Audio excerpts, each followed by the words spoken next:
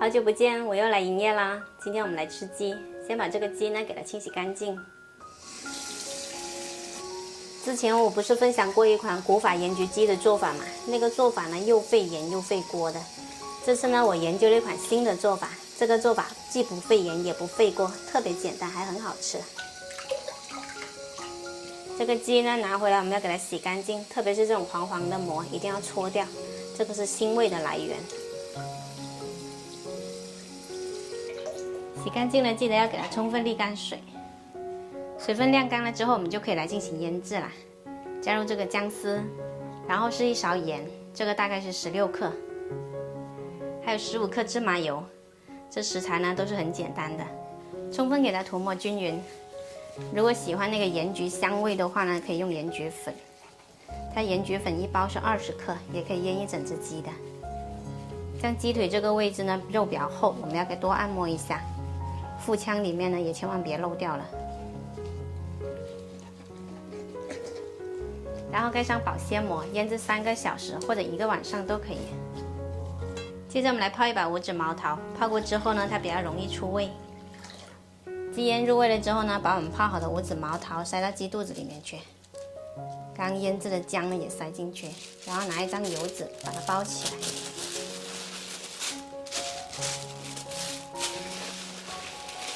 再准备一张盐焗鸡的专用炒纸，再裹一层。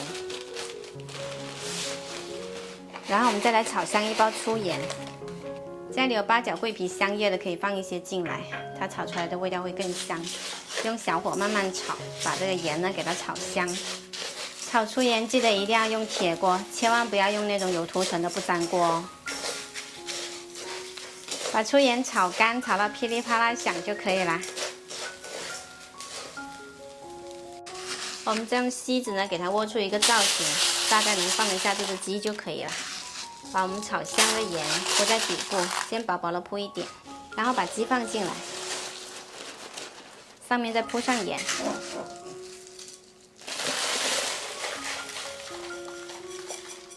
然后呢用锡纸把它包裹严实。整个拿出来之后呢，这个口给它封死，盐就不会跑掉了。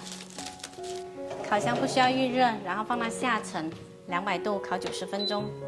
我们这个香喷喷的烤箱版盐焗鸡就做好了，还没打开就可以闻得到特别香的味道。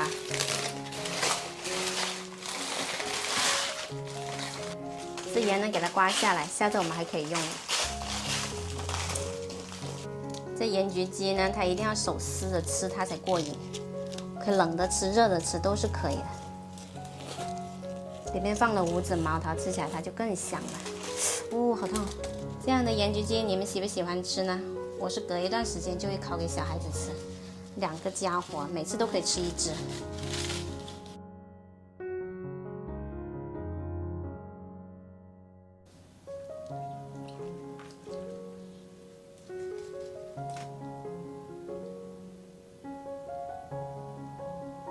简单又好吃的无明火盐焗鸡，喜欢的朋友可以收藏起来试一下哦。